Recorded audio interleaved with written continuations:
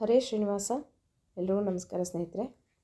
ಕಾರ್ತಿಕ ಮಾಸದ ಕೃಷ್ಣ ಪಕ್ಷದ ಏಕಾದಶಿ ಉತ್ಪತ್ತಿಕಾ ಏಕಾದಶಿ ನಾಳೆ ದಿವಸ 26ನೇ ತಾರೀಕು ಮಂಗಳವಾರ ಬರ್ತಾ ಇದೆ. 27ನೇ ತಾರೀಕು ಬುಧವಾರ ದ್ವಾದಶಿ ತಿಥಿ ಇದೆ. ಆದ್ರೂ ಅತಿರಿಕ್ತ ದ್ವಾದಶಿ ಅಂತ ಅವತ್ತಿನ ದಿವಸ ನಾವು ಉಪವಾಸವನ್ನು ಆಚರಣೆಯನ್ನು ಮಾಡಬೇಕು. ಹಿಂದೆ ಒಂದು ಸಲ ನಾನು ವಿಡಿಯೋದಲ್ಲಿ ಹೇಳಿದ್ದೆ ಯಾಕೆ ಹೀಗೆ ಎರಡೆರಡು ಉಪವಾಸಗಳು ಬರ್ತವೆ ಅಂತ.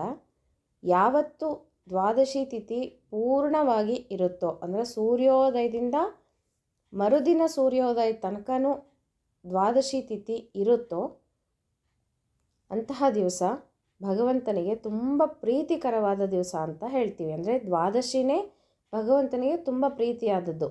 ಆದರೆ ಈ ಥರ ದ್ವಾದಶಿ ತಿಥಿಗೆ ತ್ರಯೋದಶಿ ತಿಥಿ ಅಂಟಿಕೊಂಡಿರೋದಿಲ್ವೋ ಅಂತಹ ದ್ವಾದಶಿ ತಿಥಿಯ ದಿವಸ ನಾವು ಉಪವಾಸವನ್ನು ಆಚರಣೆಯನ್ನು ಮಾಡಿದ್ರೆ ಭಗವಂತನಿಗೆ ತುಂಬ ಪ್ರೀತಿ ಆಗ್ತೀವಿ ನಾವು ಅಂತ.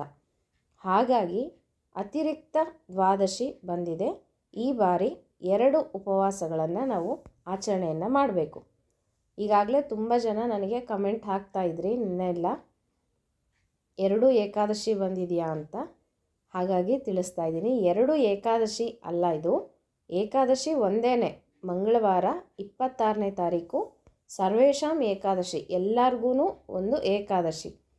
27 ಬುಧವಾರ ಮಾತ್ರ ಅತಿರಿಕ್ತ ದ್ವಾದಶಿ ಬಂದಿದೆ. ಆದ ಕಾರಣ ನಾವು ಅವತ್ತಿನ ದಿವಸ ಉಪವಾಸವನ್ನು ಆಚರಣೆಯನ್ನು ಮಾಡಬೇಕು. ಹೀಗೆ ಸುಮಾರು ಬಂದಿದೆ ಸ್ನೇಹಿತರೆ. ಹಿಂದೆ ಎಲ್ಲ ನೀವು ಎಲ್ಲ ಆಚರಣೆಯನ್ನು ಮಾಡಿದ್ದೀರಾ ಸಾಧ್ಯವಾದಷ್ಟು.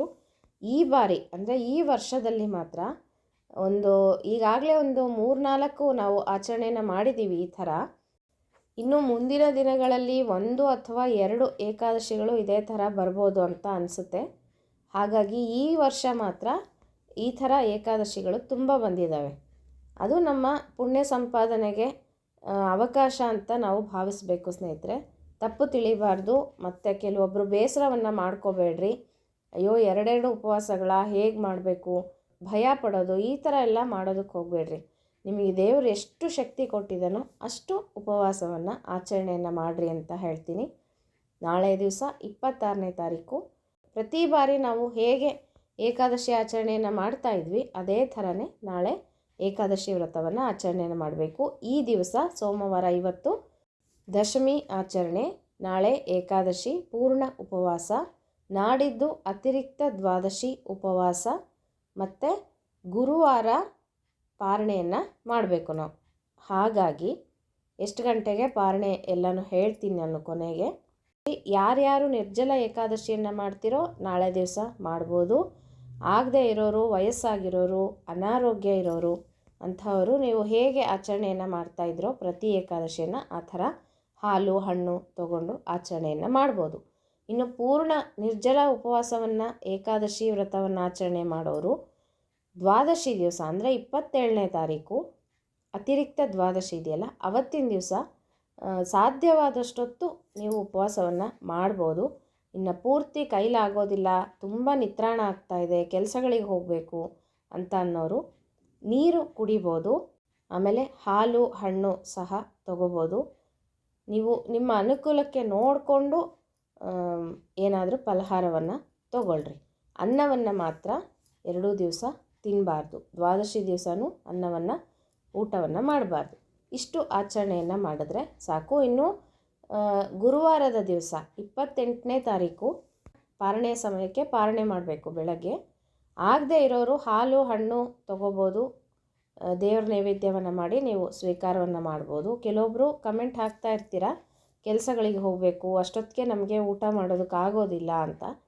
ಹಾಗಿರೋರು ತುಳಸಿ ತೀರ್ಥವನ್ನು ತಗೊಂಡು ಹಾಲು ಹಣ್ಣು ಅಥವಾ ಏನಾದರೂ ಫಲಹಾರವನ್ನು ಪಾರಣೆಯ ಸಮಯಕ್ಕೆ ಸ್ವೀಕಾರ ಮಾಡಿಬಿಟ್ಟು ಆಮೇಲೆ ನೀವು ಯಾವಾಗಾದರೂ ಊಟವನ್ನು ಮಾಡ್ಕೋಬೋದು. ಸಾಧ್ಯ ಇಲ್ಲದೆ ಇರೋರು ಹೇಳ್ತಾ ಇದ್ದೀನಿ, ಯಾರಿಗೆ ಅನುಕೂಲ ಇದೆಯೋ ಅವರು ಪಾರಣೆಯ ಸಮಯಕ್ಕೆ ಊಟವನ್ನು ಮಾಡಬೇಕು. ಪಾರಣೆಯ ಸಮಯ ಅಂತ ಯಾಕೆ ಹೇಳ್ತೀವಿ ಅಂತಂದರೆ, ಈ ಏಕಾದಶಿ ಮಾಡಿದ ಫಲ ನಮಗೆ ಸಿಗಬೇಕು ಅಂತಂದರೆ ಪಾರಣೆಯ ಸಮಯಕ್ಕೆ ಕರೆಕ್ಟಾಗಿ ಊಟವನ್ನು ಮಾಡಬೇಕು ಸ್ನೇಹಿತರೆ. ಪಾರಣೆಯ ಸಮಯ ಬಿಟ್ಟು ಊಟವನ್ನು ಮಾಡಿದ್ರೆ ನಮಗೆ ಏಕಾದಶಿ ಮಾಡಿದ್ದ ಫಲನೇ ಸಿಗೋದಿಲ್ಲ ಅಂತ ಹೇಳ್ತಾರೆ. ಹಾಗಾಗಿ ಏಕಾದಶಿ ಇದು ಭಗವಂತನ ಪ್ರೀತಿಗಾಗಿ ನಾವು ಮಾಡ್ತಕ್ಕಂತಹ ವ್ರತ ಅಂತ ಹೇಳ್ಬೋದು. ಪ್ರತಿ ಬಾರಿನೂ ಹೇಳ್ತೀನಿ, ಯಾವುದೇ ಒಂದು ವ್ರತಗಳು, ಯಾವುದೇ ಒಂದು ಯಾತ್ರೆ ತೀರ್ಥಗಳು, ಯಾವುದೇ ಒಂದು ಯಜ್ಞ ನಾವು ಏನು ಮಾಡಿದರೆ ಅಷ್ಟು ಫಲ ಸಿಗುತ್ತೋ ಇಲ್ಲೋ, ಏಕಾದಶಿ ವ್ರತಕ್ಕೆ ಈ ಎಲ್ಲ ಫಲಗಳಿಗೂ ಮೀರಿದ ಫಲ ನಮಗೆ ಏಕಾದಶಿ ಒಂದೇ ಒಂದು ದಿವಸ ಉಪವಾಸವನ್ನು ಮಾಡೋದ್ರಿಂದ ಬರುತ್ತೆ ಅಂತ ಹೇಳ್ತಾರೆ. ಹಾಗಾಗಿ ನಮ್ಮ ಎಲ್ಲ ಕಷ್ಟಗಳ ಪರಿಹಾರಕ್ಕೆ, ಭಗವಂತನ ಪ್ರೀತಿಗಾಗಿ, ನಮ್ಮ ಮೇಲೆ ಭಗವಂತ ಪ್ರೀತಿ ಮಾಡಬೇಕು, ನಮ್ಮ ಮೇಲೆ ದಯೆ ಮಾಡಬೇಕು ಅಂತಂದರೆ ಏಕಾದಶಿ ವ್ರತವನ್ನು ಮಾಡಲೇಬೇಕು. ಇದಿಷ್ಟು ಏಕಾದಶಿಯ ಬಗ್ಗೆ ನಿಮಗೆ ತಿಳಿಸ್ಕೊಟ್ಟೆ. ಇನ್ನು ಉತ್ಪತ್ತಿಕಾ ಏಕಾದಶಿ ಅಂತಂದರೆ ಏನು, ಯಾಕೆ ಹೀಗೆ ಇದನ್ನು ಕರೀತಾರೆ ಈ ಏಕಾದಶಿಯನ್ನು ಅಂತ ನೋಡೋದಾದರೆ, ಏಕಾದಶಿಗೆ ಒಬ್ಬ ದೇವತೆ ಇದ್ದಾಳಂತೆ. ಅವಳು ಹುಟ್ಟಿದಂತಹ ದಿವಸ ಅಂತ ಹೇಳ್ಬೋದು. ಉತ್ಪತ್ತಿ ಅಂತಂದರೆ ಹುಟ್ಟಿರೋದು ಅಂತ, ಉತ್ಪತ್ತಿಕಾ ಏಕಾದಶಿ ಅಂತ ಅದಕ್ಕೆ ಕರೆಯೋದು. ಇದರ ಕಥೆ ಏನಿದೆ ಇದಕ್ಕೆ ಅಂತಂದರೆ, ಹಿಂದೆ ಒಬ್ಬ ಮುರ ಅಂತ ದೈತ್ಯ ಇದ್ದ, ರಾಕ್ಷಸ. ಅವನು ತುಂಬ ಬಲಿಷ್ಠನಾಗಿರ್ತಾನೆ. ಎಲ್ಲ ದೇವತೆಗಳನ್ನು ಸೋಲಿಸಿ ಇಂದ್ರನ ಸ್ಥಾನವನ್ನೇ, ಇಂದ್ರನ ಪದವಿಯನ್ನೇ ಕಿತ್ಕೊಂಡು, ಎಲ್ಲರ ದೇವತೆಗಳ ಪದವಿಗಳನ್ನು ಕಿತ್ಕೊಂಡು, ಅಗ್ನಿ, ವರುಣ ಆ ಪದವಿಯಲ್ಲಿ ಕೂತ್ಕೊಂಡು ಎಲ್ಲರನ್ನ ಅಲ್ಲಿಂದ ದೇವತೆಗಳನ್ನು ಓಡಿಸ್ತಾನೆ. ಆಗ ದೇವತೆಗಳಿಗೆ ಏನು ಮಾಡಬೇಕು ಅಂತಲೇ ಗೊತ್ತಾಗೋದಿಲ್ಲ. ಶಿವನ ಬಳಿಗೆ ಹೋಗಿ ಪ್ರಾರ್ಥನೆಯನ್ನು ಮಾಡ್ತಾರೆ. ಹೀಗಾಗ್ಬಿಟ್ಟಿದೆ, ಅಸುರ ಬಂದು ಹೀಗೆ ನಮ್ಮನ್ನು ಆ ಸ್ಥಾನದಿಂದ ಇಳಿಸ್ಬಿಟ್ಟಿದ್ದಾನೆ ಹಾಗೆ ಅಂತ ಹೇಳ್ತಾರೆ. ಆವಾಗ ಶಿವ ಹೇಳ್ತಾನೆ, ಇದಕ್ಕೆಲ್ಲ ಭಗವಂತನೇ ನಿಮಗೆ ಪರಿಹಾರವನ್ನು ಕೊಡ್ತಾನೆ. ಹಾಗಾಗಿ ಭಗವಂತ ವಿಷ್ಣು ಹತ್ರ ಹೋಗ್ಬಿಟ್ಟು ನಿಮ್ಮ ಕಷ್ಟವನ್ನು ಹೇಳ್ಕೊಳ್ರಿ ಅಂತ ದೇವತೆಗಳಿಗೆ ಶಿವ ಹೇಳ್ತಾನೆ.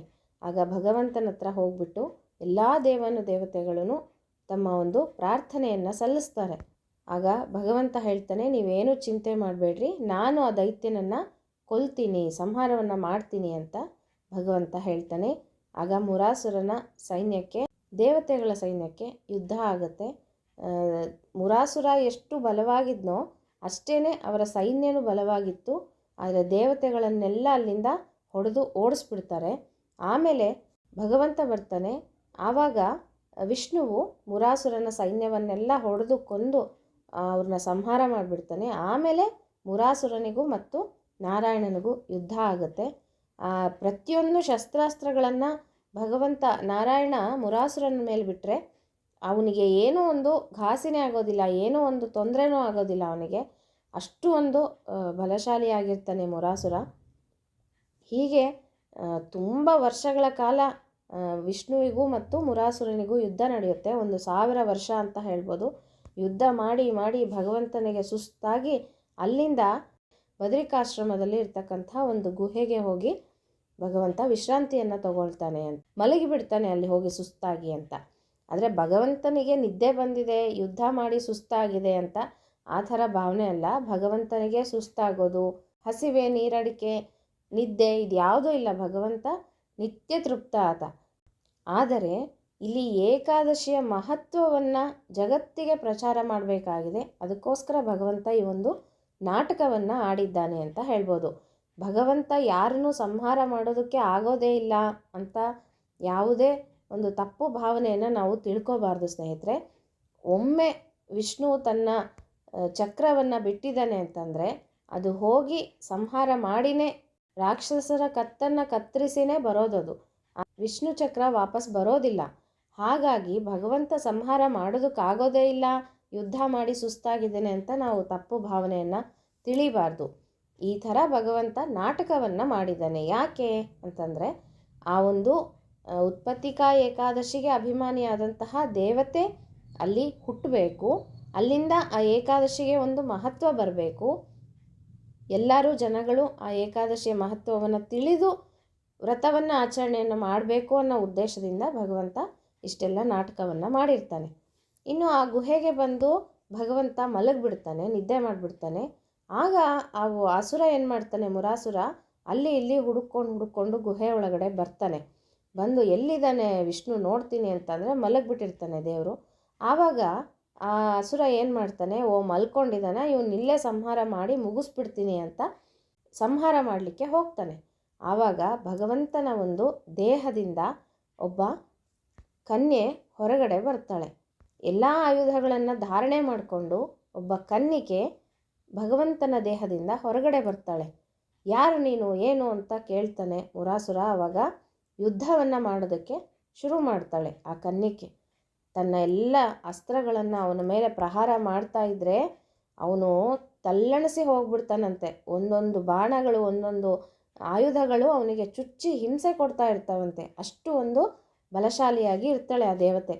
ಮುರಾಸುರನೊಟ್ಟಿಗೆ ಯುದ್ಧವನ್ನು ಮಾಡಿ ನನ್ನ ಸಂಹಾರವನ್ನು ಮಾಡ್ತಾಳೆ. ಹೇಗೆ ಒಂದೇ ಒಂದು ಏಟನ್ನು ಕೊಡ್ತಾಳೆ ಅಂಗೈಯಿಂದ. ಒಂದು ಏಟಿಗೇನೆ ಅವನು ಅಲ್ಲೇ ಮರಣ ಹೊಂದ್ಬಿಡ್ತಾನೆ, ಅವನು ಸತ್ತು ಹೋಗ್ಬಿಡ್ತಾನೆ. ಆವಾಗ ಕನ್ನಿಕೆ ಅಲ್ಲೇ ನಿಂತ್ಕೊಂಡಿರ್ತಾಳೆ. ಭಗವಂತನಿಗೆ ಎಚ್ಚರ ಆಗುತ್ತೆ. ಎಚ್ಚರ ಆಗಿ ನೋಡ್ತಾನೆ, ಮುರಾಸುರ ಸತ್ತು ಬಿದ್ದಿರ್ತಾನೆ. ಯಾರಿದು, ಯಾರು ಸಂಹಾರ ಮಾಡಿದ್ದು ಈ ರಾಕ್ಷಸನ್ನ ಅಂತ ಆ ಕಡೆ ಈ ಕಡೆ ನೋಡ್ತಾನೆ ಭಗವಂತ. ಆಗ ಕನ್ನಿಕೆ ಕಾಣಿಸ್ತಾಳೆ. ಅವಳು ಎಲ್ಲ ವಿಷಯವನ್ನು ಹೇಳ್ತಾಳೆ ಭಗವಂತನಿಗೆ. ಹೀಗೀಗಾಯಿತು, ನಾನು ಸಂಹಾರ ಮಾಡಿದ್ದೀನಿ ಅಂತ. ಭಗವಂತನಿಗೆ ತುಂಬ ಒಂದು ಸಂತೋಷ ಆಗುತ್ತೆ. ಯಾರು ಆಕೆ ಅಂತ ಅಂದ್ಕೊತಾ ಇದ್ದೀರಾ ನೀವೆಲ್ಲ? ಸ್ವತಃ ದುರ್ಗಾದೇವಿ ಬಂದುಬಿಟ್ಟು ಮುರಾಸುರನನ್ನು ಸಂಹಾರ ಮಾಡಿರ್ತಾಳೆ. ಆಗ ಭಗವಂತನಿಗೆ ತುಂಬ ಸಂತೋಷ ಆಗಿ ಕನ್ನಿಕೆಯನ್ನು ಕೇಳ್ತಾನೆ, ನಿನಗೆ ಏನು ವರ ಬೇಕು ಹೇಳು, ನಾನು ತುಂಬ ಸಂತೋಷದಿಂದ ಇದ್ದೀನಿ, ಮುರಾಸುರನ ಸಂಹಾರ ಆಗಿದೆ ಅಂತ. ಆವಾಗ ಆ ಕನ್ನಿಕೆ ಹೇಳ್ತಾಳೆ, ಸ್ವಾಮಿ, ಈ ದಿನ ಯಾರು ಉಪವಾಸವನ್ನು ಮಾಡ್ತಾರೋ ಅವರ ಎಲ್ಲ ಪಾಪಗಳು ಪರಿಹಾರ ಆಗಬೇಕು, ಅಂತಹ ಒಂದು ಶಕ್ತಿಯನ್ನು ನನಗೆ ಕೊಡು ಅಂತ ಕೇಳ್ಕೊತಾಳೆ. ಆವಾಗ ಭಗವಂತ ತಥಾಸ್ತು ಅಂತ ಹೇಳಿಬಿಟ್ಟು ಅವಳ ಒಂದು ಆಸೆಯನ್ನು ಈಡೇರಿಸ್ತಾನೆ.